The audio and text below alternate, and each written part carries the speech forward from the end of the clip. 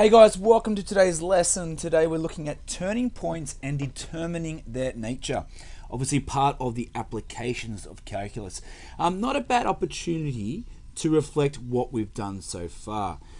So the very first thing we kind of learned when we're looking at the introduction of calculus, we learned what differentiation was. The fact that dy dx was a method to find what we refer to as the gradient function. If we take a graph, let's say, I don't know, a really easy one, like y equals, let's say, x squared. Okay, so a nice curved graph. And I want to look at the gradient at any particular point. So for example, if I look at x equals 1, we can see our gradient, which we remember is the gradient of the tangent at that point, is a positive gradient. If I look at x equals 0, we can see that the gradient of the tangent is 0. If we look at, let's say x equals -2, and I looked at the gradient at that point, we can see that it is a negative gradient. So we know that the gradient changes. So the whole idea of the gradient function, it's a function or a formula if you have, to find the gradient at a particular point.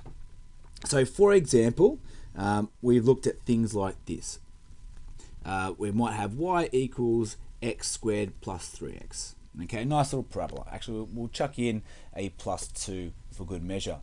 So what we've learned how to do, we've learned to differentiate dy dx to get 2x plus 3, which again is that gradient function. So at any particular point, I can find the gradient. Okay. Now, the second thing that we've learned to do, they've given us like a coordinate. They might say the coordinate of, let's say, 5 and, I don't know, I think 42. Again, just stepping that out there. And they might say, okay, we want you to find the equation of the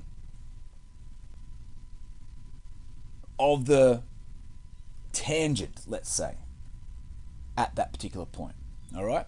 So at x equals 5, let's have a look. It's going to be up there somewhere. It's going to be a really steep gradient. So what I can do at that point is to find the gradient. Well, we know the gradient function is 2x plus 3.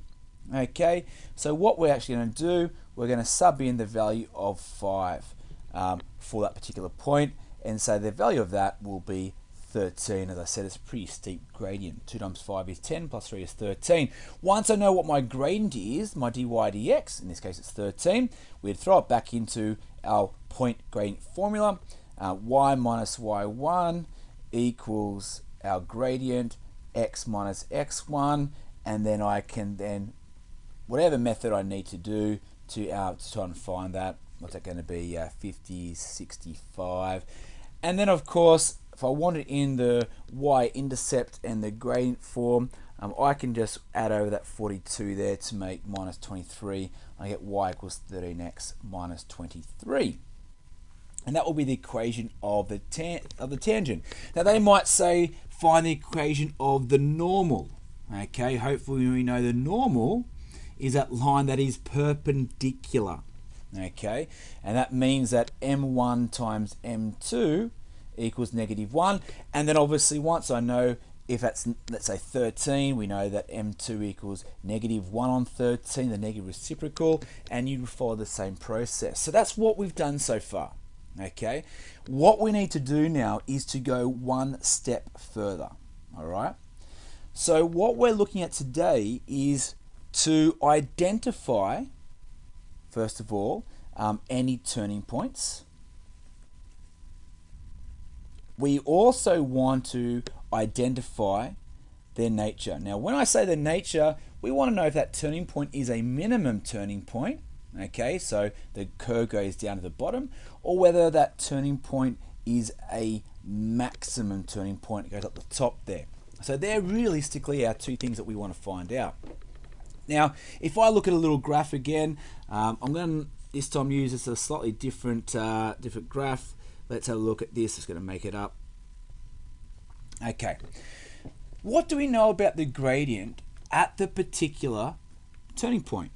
We know obviously to the left of that first turning point it's positive, to the right of it it's negative, But at that particular turning point, the gradient is 0. Likewise, that minimum turning point, we can see that gradient is also 0, which is really useful because we know that dy dx is our gradient function, right? But if the gradient is 0, then guess what? We have identified a turning point. Okay, that's really, really significant. Okay. Hopefully you've done that in class already. So, for example, if we have the graph of y equals x squared plus 3x, okay, now I can find dy dx equals 2x plus 3. We've done that before. But now what I would say is that to let dy dx equals 0, and we usually say for stationary points, or stat points, which means stationary, of course, means it's 0. So once we have that, we come up here and I'm going to say 2x plus 3 equals 0 because that's where it's going to be stationary. 2x equals negative 3, x equals negative 3 on 2, or negative 1.5. Okay.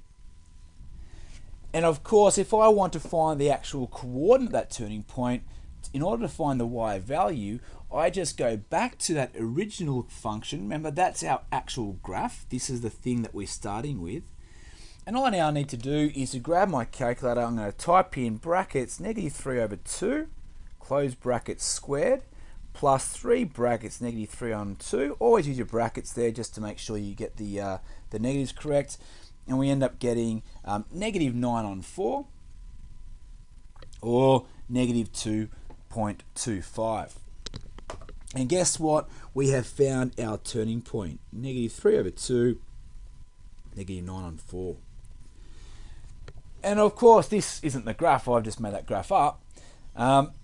We at least know it's a turning point, but what we now need to know is whether or not this is a minimum turning point or, in fact, a maximum turning point. All right?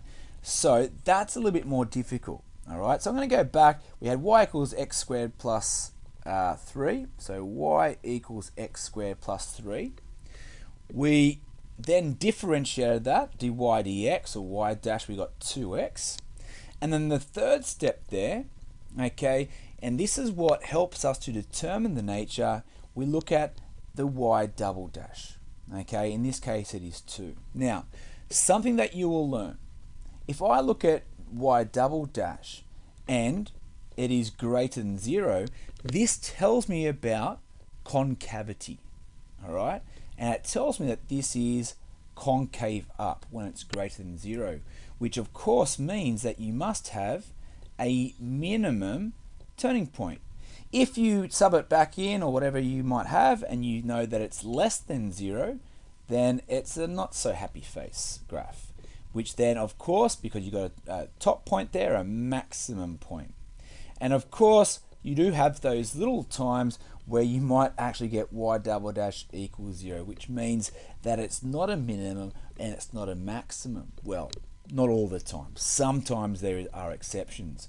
What we often refer to, if it's not a minimum point or a maximum point, we might get something that looks like this. That's my point. So to the left of it, you might have a concave down. To the right, you might have concave up. So what we refer to this is a possible point of inflection. I say possible because sometimes when you test this, it might actually not be a point of inflection. In this case, you can see that I haven't really got anything to sub into. Okay, that last question I found that x equaled, I think it was negative 3 on 2. Obviously, if that was a function of 2x, you could sub it back in, but there's just a number, which means that y double dash is greater than 0, and you can see, of course, that that means it is concave up, which is a minimum turning point. And that kind of makes sense because we hopefully by now know that the graph of y equals x squared plus 3 looks like that. And you can see that that turning point there is going to be a minimum. Now remember, I actually had another, I think I had 3x plus another number that previous question, so don't worry about that so much just at the moment. Okay, look, that's a lot to take in, all right? A lot to take in. I'm going to look at a question to show you exactly how I mean. I suggest that you write the question down, go through this question with me, and then I've got 2 more for you to do, and hopefully it won't take more than maybe 20 minutes. Okay, so question 1. Okay, question 1, I'll put EG1 there. Find the turning points on the curve and determine their nature. So first of all, what have we got? We've got y equals x cubed minus 3x squared plus 5. Now, I know that I'm talking about turning points, so I know I'm talking about the derivative. 3x squared minus 6x. 5 drops off. Now, a lot of people would actually like to go ahead because it said determine the nature, we know we need y double dash, that's concavity, and they might actually go ahead and do the second derivative to start off with. You don't need to do it there, but it can be quite useful. These are my 3 formulas, but remember that first one there, that is our actual function, our actual graph, which is really useful because when we have an x coordinate, that's where we can find our y coordinates on our graph. So let's go to the main part of the question. We've found our first derivative, and I'm going to say let y dash equal 0 because that is for stationary points, okay, or stat points. So that's because the gradient, when the gradient is 0, that's a turning point, okay? So I'm going to write down 3x squared minus 6x equals 0. This is a nice simple quadratic to factorize. I'm going to take a 3 and an x outside, leaving with an x and a minus 2, which means if I solve this, x is 0 and x is positive 2. Now, of course, we want to find the actual turning point, okay? So it's a coordinate. So what I need to find is my y coordinate. We go back to our function, that's where the coordinates are. When x equals 0, 0 minus 0 plus 5, y equals 5. When x equals 2, we get 2 cubed, which is 8, minus 3 times 4 is 12, and then we have plus 5. Of course, you can do that on a calculator, it's probably preferable, but that's negative 4, plus 5 is positive 1. Okay, so what we have managed to do is to find the 2 turning points. And I might put that in green just up the top here. So our first turning point was 0, 5, and our second turning point was 2, 1. Now sometimes that is all the question will ask. Beautiful, we stop there. But this question says we want to determine the nature. So I need to know whether those 2 points are maximum minimums. Now theoretically, I guess you could kind of sketch this graph out. We've got 0 and then 5 up here. We got 2 and 1 here. Now the only way for my graph to go through those 2 points is like that. That's the only possible way. If this wasn't a max and that was a minimum, it would never go back down.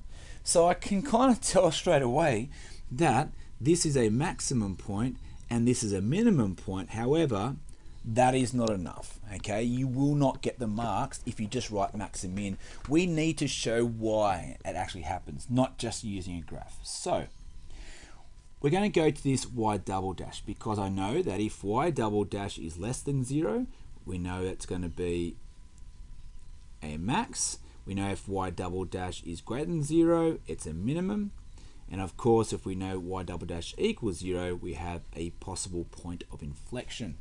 So what we now need to do is to figure out, well, this coordinate 0, 5, okay, 0, 5, is it a maximum minimum? So all I need to do is take my x coordinate of x equals 0, and I'm going to plot it straight back into the second derivative because that's the one that tells me about concavity. So if I chuck it in, okay, when I often write it like this, I write x equals 0, y double dash is 0, take away 6, which is negative 6, it's less than 0, therefore it's a maximum, okay?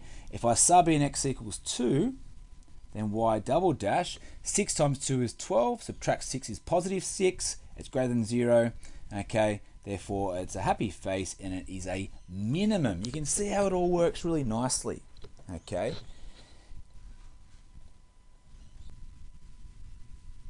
Okay, so once we've shown that it's all good, we can graph it. It hasn't asked us to graph it, that's all it's asked us to do, so we stop. If we want to graph it, You got the maximum and the minimum there, but another idea is to actually go ahead and find the coordinate of your point of inflection. We know that it equals 0 there, so I'm going to chuck it in. 6x take away 6 is equal to 0 because I'm trying to find the actual point of inflection. Factorize 6 out, x take away 1 equals 0. We can see that the point of inflection happens at 1. And of course, if I want to find the y coordinate, which I don't really need to do in this question, but if I needed to, 1 minus 3 is -2, -2 plus 5 is 3. We get our point of inflection as well. Alrighty. What I would like you to do now is to have a crack at this question and come back, check your answer, and see how you went. Okay, welcome back, guys. How did you go? Alrighty. So, first of all, find any stationary points and inflections on the curve, and then hence sketch the curve. Alright, so first of all, I always do that.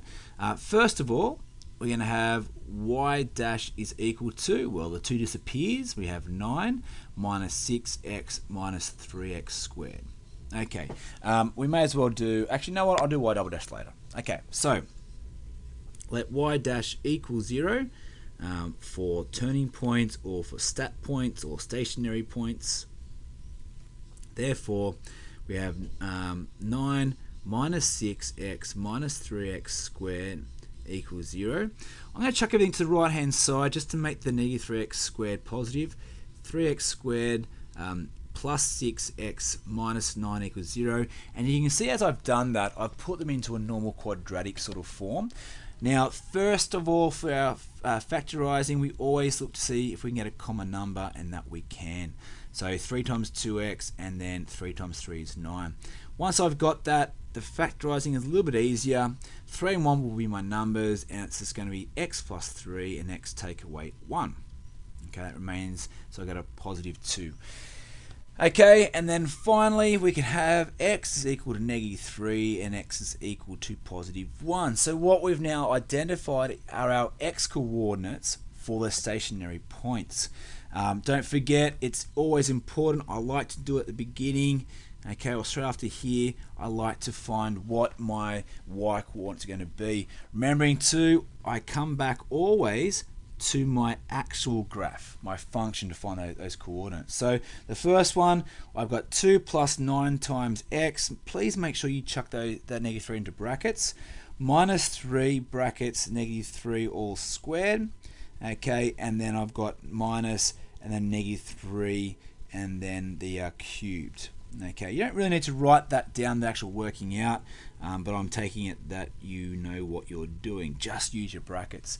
And the next one is a bit easier. 2 plus 9, because x equals 1. 2 times 2 plus 9 is 11. 11 minus 3 is 8. 8 minus 1 is 7. Okay, so I've now got, and I'm just going to put a little bit of a circle around those two coordinates. Okay, so I've got my two coordinates. That's the first thing done. It has asked, it hasn't really stated about their nature, but of course it's going to help us in sketching it. But it's asked for inflection points. So of course, inflection points, we need to look at y double dash. Okay, in this case, y double dash is -6 minus 6x. Of course, you may have done that at the beginning. That's up to you. Now, for a point of inflection, we know that y double dash equals 0 for point of inflection. So therefore, -6 minus 6x equals 0. I'm going to plus it all to the other side. 6x plus 6 equals 0. I'm going to factorize it. 6 outside of x plus 1 equals 0. X equals -1. So at the moment it looks like we do have a point of inflection at x equals -1. Remembering too that we need to test it, so I'm going to do a nice little table of values, x and y double dash. We're going to have 3 values in. I've already got the first one because we know that when x is -1, y double dash is 0. We just worked that out. I'm going to do -1.1 and -0.9. Now my advice to you, probably won't matter so much. You could probably use -2 and 0 would work out most likely. But I like to take 1 decimal place either side of -1 because we're looking to see if there's a change of concavity. Okay, again, we're testing those values into that amount. So theoretically, this is what I'm doing. I'm doing -6 minus 6 times -1.1, and I'm going to see whether that's going to be a positive or negative number. So I'm going to type that in my calculator now. Hopefully you've already done that. -1.1, and then it comes up with a positive answer. So hopefully this one will be negative. So -6 minus 6 times -0.9. Okay, yes, we get a negative number there, so we have a negative concavity. Remembering what it actually means is we've got a positive gradient, a zero gradient, and then we've got sorry, not my gradients, we've got a positive concavity, so it looks like that, and then 0, and it goes to a negative concavity. Okay, and we can see that works out nicely there. I will say you can actually work out concavity from just the gradient by testing if it's like, for example, positive, 0, and positive, or it might be negative, 0, and negative. But we only really do that if the second derivative is too hard. But we'll come to that in another lesson. So we've got change of concavity. So therefore, -1, comma. Now, I don't have the coordinate there, do I? So let's put it back into that original function. Remember again, if I want the coordinate, we come back here.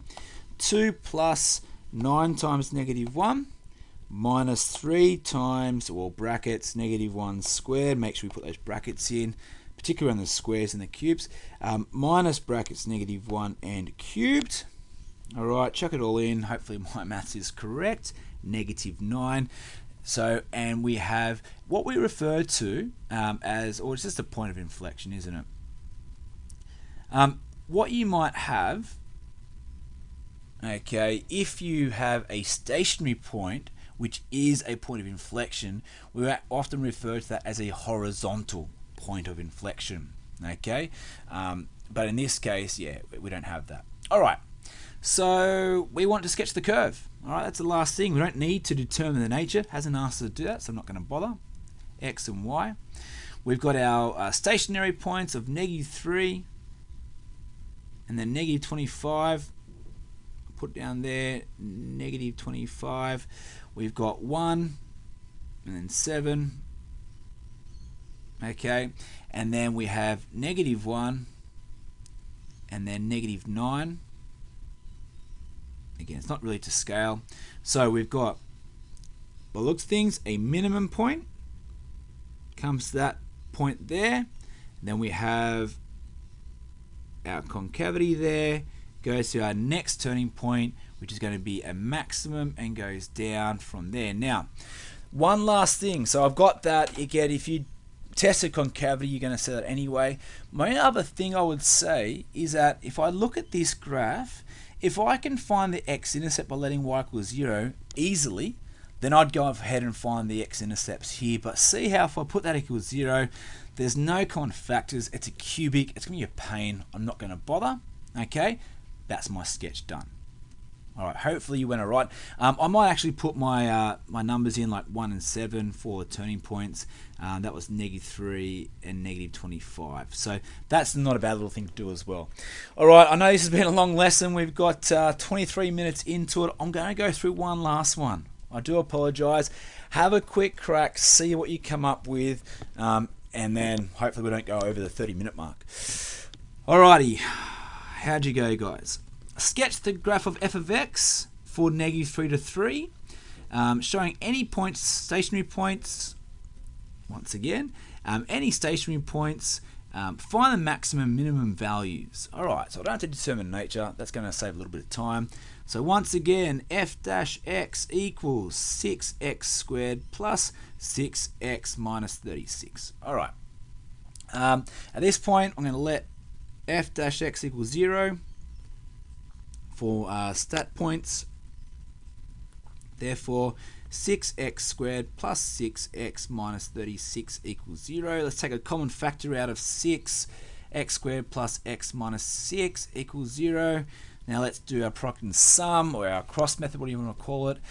This can be 6 and 1. It's probably going to be 6 and 1. Nope, it's not going to be 6 and 1, won't work. 3 and 2, it might work there. So 3 take away 2. That kind of works. Alright, equals 0. Therefore, x equals -3 and x equals 2. Now it's asked to find the stationary point, so I've got x coordinates. Let's go in and find our y coordinates. Once again, we want to come back up to this equation here. Okay, so I'm going to type in 2 brackets -3, and we're doing to the power of 3. Then we've got plus 3 times -3 and to the power of 2 minus 36 brackets to -3, and then we're adding the 5 on. Okay, so hopefully I've done that correct. Gee, that's a big one. We get 86. This time I'm just going to press backspace because I just want to put in +2. So it just saves me a little bit of time on my calculator, but making sure that everything's in brackets. And also as you're going through, you can check that you actually typed in the right numbers to start off with. I hope I did. I get -39 for my y. Alrighty. Okay, they're my two amounts there. So I've got my stationary points there. Don't need the nature. It just says find the maximum and minimum values. It's probably not a bad idea, to be honest, to do that, but certainly I'm just going to start to sketch it because I'm running out of time. X and Y. Okay, so I'm going to plot some points on. Let's go 1, 2, 3. And I'm going to go all the way up to 86 here.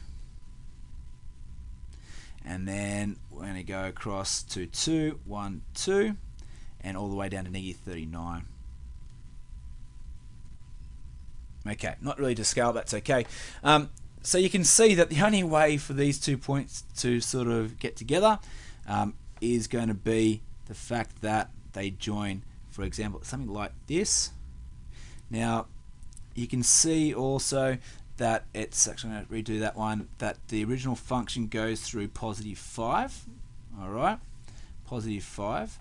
So I'm going to put +5 like here.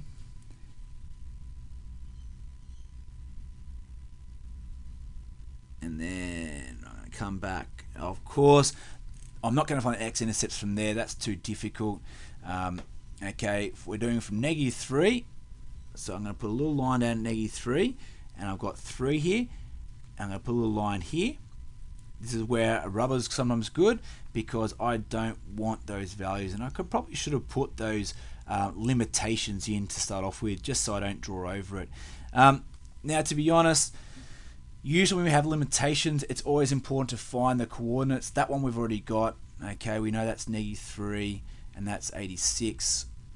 Okay, because it's going to be our turning point there. That's our other turning point, 2 and -39, and you can see that that's the maximum. You can see that's the minimum value. I really should put 3 into there and find my actual coordinate at that limitation. I'm not going to bother. I can see my other things. So my maximum value, okay, equals 86, and my minimum value equals -39, because it just happens to be where the turning points are going to be. Look guys, I've thrown masses at you. I really don't do long lessons like this usually, but I've thrown a lot there. So look, for my guys, you really need to make sure that you know this stuff. The HSC is full of it. They're usually between 5 to 8 marks, okay, every single time. They're pretty straightforward. The only real difficulty I guess I've seen is a more challenging formula to start with, or function, where the differentiation is challenging as you go through the first and second derivatives. Apart from that, let's make sure we go through our checklist. Okay, it's really important. I'm just going to stay a little checklist here. So first of all, we want to find the derivative. Second of all, let f just x equals 0 for my stat points. Number 3, solve for x coordinate, and then sub in for the y coordinate. 4, test concavity via f double dash x. I'll show you one where we can do it via the gradient later on if the derivative is too hard. And then 5, We want to graph if needed. Showing important features. Now, what might be important features? Limitations, like that last question. Okay, you might have other points of inflection as well. Okay, that can be important. And of course, our x-intercepts, if of course they're possible. If they're too hard, don't worry about it. Okay, guys, I've gone over the 30-minute mark. I never thought I would, but I've done it. I hope this made a bit of sense and I haven't bored you to death. But yeah, get to know this really well because you'll see it in most of your exams the rest of this year. Good luck.